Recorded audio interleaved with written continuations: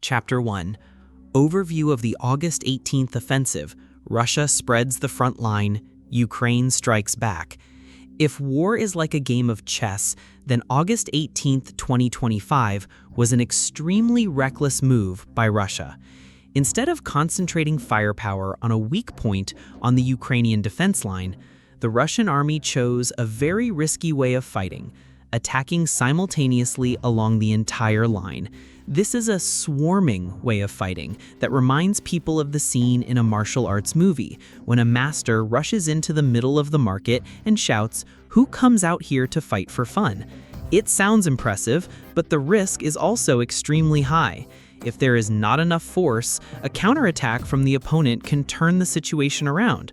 On August 18th, according to many sources from both Russia and Ukraine, Moscow launched a large-scale campaign concentrating artillery, air force, and mechanized infantry forces stretching from the Donetsk, Luhansk to Kharkiv regions. It is worth noting that they did not stop at pressing the field, but also intended to expand the front, lengthen Kiev's defense line to weaken its responsibility. Why did Russia choose to fight on the whole line? To understand the reason, we need to look back at the war situation over the previous 3 months. From May to July 2025, the Ukrainian battlefield witnessed a stalemate. Russia had the advantage in firepower, but Ukraine had the advantage in intelligence from the West and high-precision weapons such as HIMARS rocket artillery, long-range attack drones. Both sides suffered heavy casualties, but neither side could deliver a decisive blow. Russia probably realized that if it continued to fight in a slow and steady manner, the risk of a prolonged stalemate would be high. In particular, Russia was under great pressure internally from the economic situation and public opinion when the cost of war was getting higher and higher, but the results on the battlefield were not commensurate. So they decided to try a new tactic, launch a simultaneous attack, putting enormous pressure on Ukraine to disperse its forces. In theory, when the opponent is forced to deploy troops everywhere, a weak point will be revealed, and that is when Russia makes the main attack. This strategy has appeared in history. Remember the Battle of Verdun in 1916 during World War I, when the Germans concentrated their terrible firepower to wear down the French army.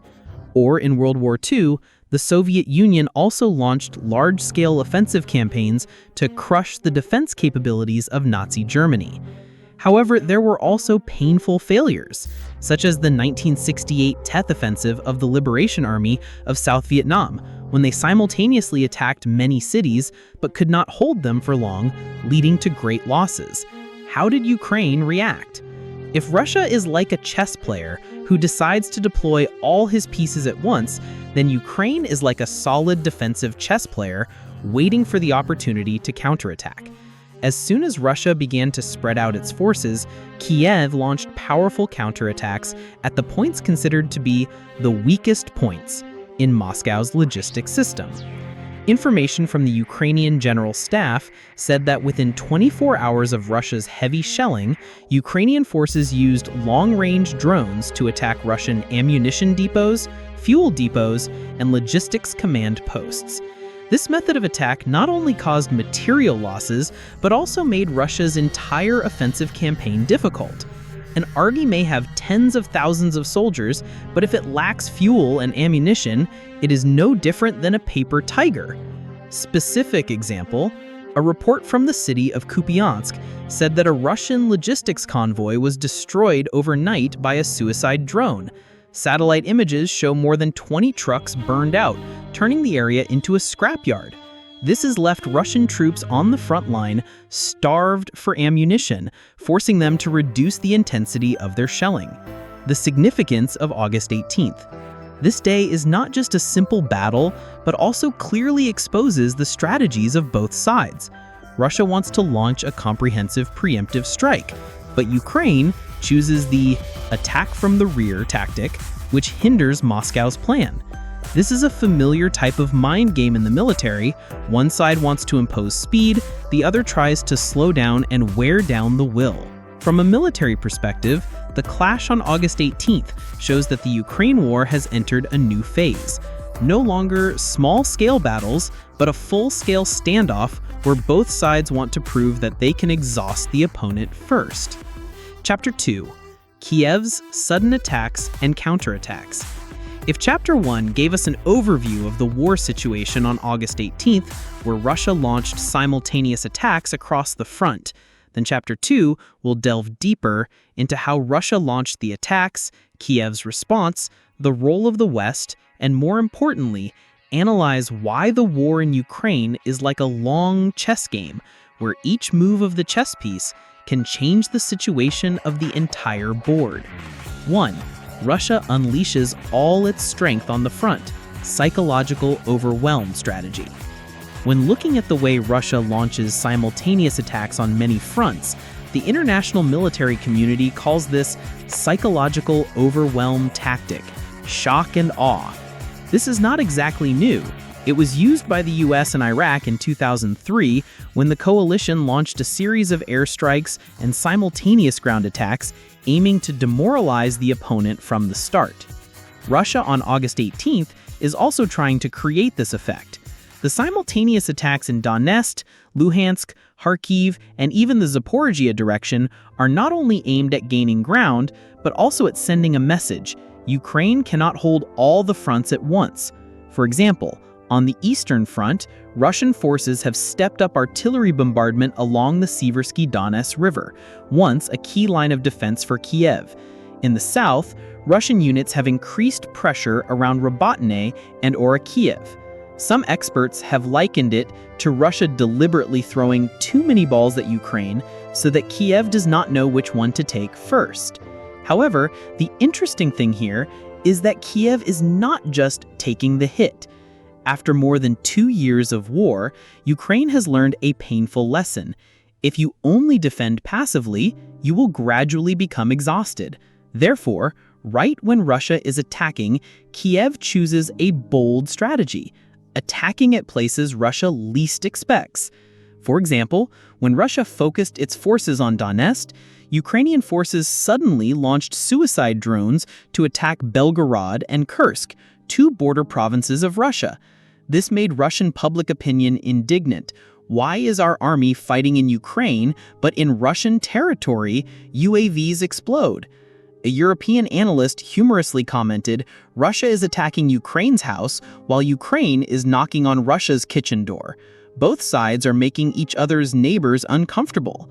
But Western weapons, Kiev's trump cards.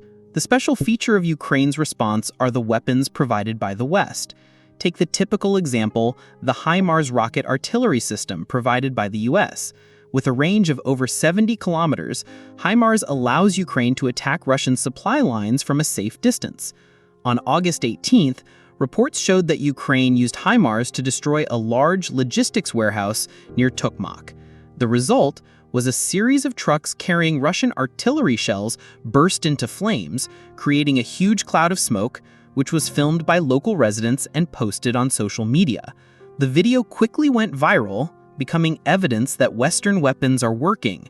But not only HIMARS, Kiev also received a series of new weapons, such as Caesar self-propelled guns from France, suicide UAVs from Poland, and even the Storm Shadow missiles from the UK.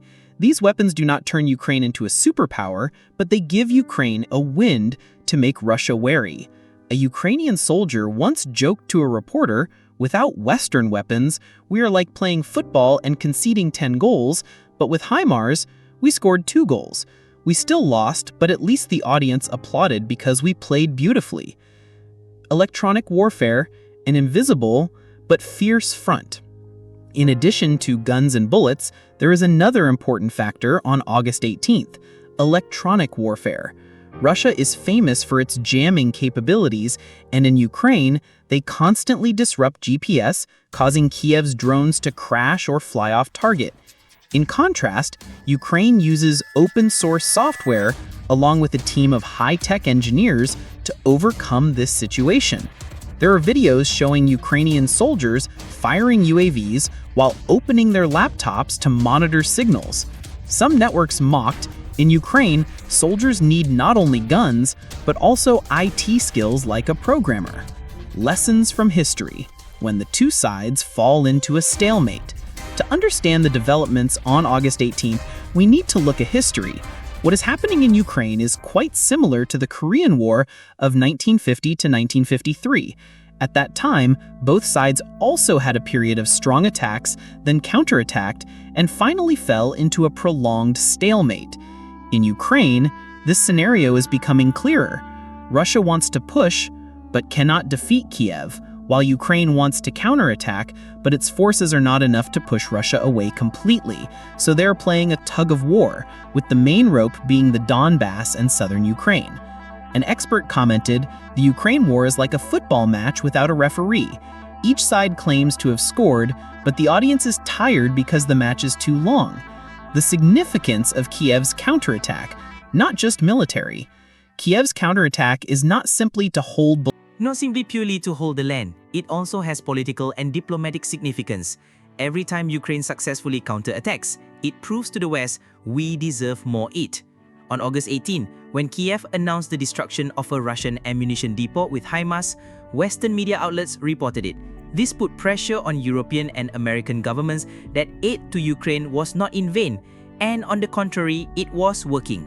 Chapter 3: Strategic Consequences, Global Significance, and Future Scenarios of the Ukraine-Russia War on August 18.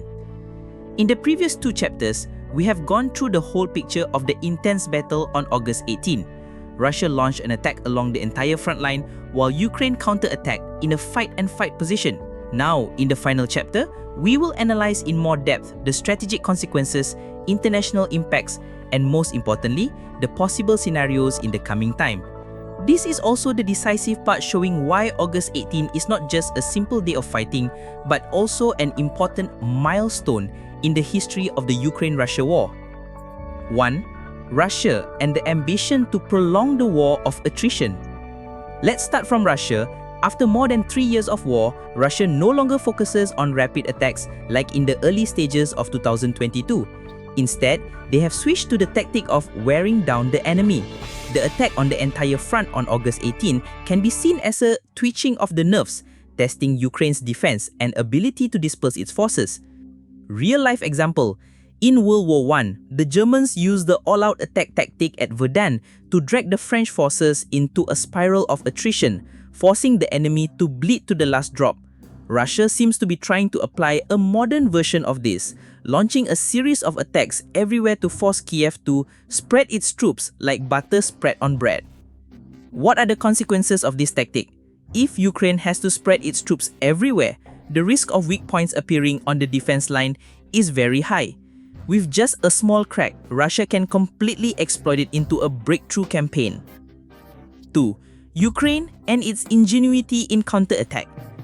On the Ukrainian side, the notable thing on August 18 was its non-passive response. Kiev not only huddled together to defend, but immediately launched counterattacks. This shows a fact: the Ukrainian army has learned from its initial failures. They understand that only defending will gradually exhaust them. For example, in Vietnamese history, during the Tran dynasty, when fighting against the Yuan-Mongol army, generals not only built defense lines but also launched surprise attacks, depleting the enemy's strength. Today, Ukraine is also trying to apply the Tran Hongdao mindset, both defending firmly and counter-attacking quickly to restrain Russia's offensive. However, Ukraine is facing a big problem: increasingly limited resources. Western aid weapons, although modern, cannot arrive immediately and are sometimes interrupted by political factors in Western countries. Therefore, Ukraine's counter-attack on August 18, although creating a buzz, is difficult to maintain without long-term support. 3. Global impact, from Washington to Beijing. The war in Ukraine is no longer simply a matter between Russia and Ukraine. It has become a proxy battlefield where global powers project their interests. The US and NATO. Kiev's counterattack is NATO's card to prove that military aid is still effective. If Ukraine only defends and gradually retreats, the US Congress or European voters will ask, what are we spending money on? Therefore, each successful Kiev counterattack has great political value for NATO. China.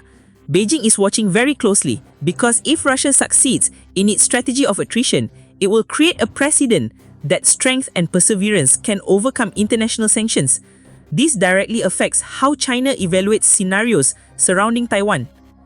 Energy markets. Every major attack, like the one on August 18, causes oil and gas prices to fluctuate. If just one Ukrainian port city is hit, European energy prices could skyrocket.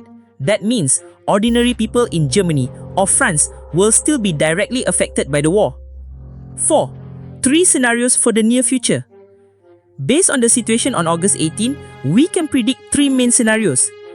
Scenario 1. Russia makes a local breakthrough. If Russia finds a weak point on the front line, they can launch a deep attack into Ukrainian territory. This will put enormous pressure on Kiev, forcing it to withdraw its forces from other fronts. Scenario 2. Ukraine holds firm and counterattacks. If Ukraine takes advantage of Western weapons, especially long-range missiles and modern air defense systems, they can neutralize Russian firepower. If they maintain the counterattack rhythm, Ukraine will prove that Russia cannot win by attrition tactics. Scenario 3. Prolonged stalemate. Both sides fail to achieve their major goals, and the war continues to fall into a state of no matter where you fight, you will never win. This is probably the most likely scenario because both Russia and Ukraine lack the ability to launch a decisive blow. 5. The historical significance of August 18. August 18 is not just a battle, it reflects the entire logic of the war. Russia wants to impose its power across the entire front, and Ukraine proves that it is capable of resisting. This war is like a chess game where every move of the chess piece has global significance.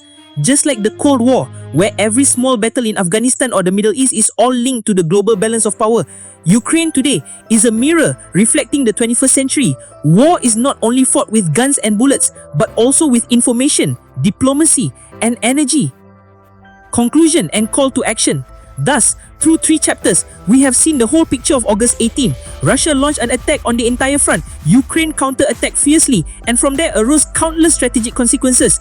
This is not just a short-term battle, but also a warning to the world about the complexity of modern warfare.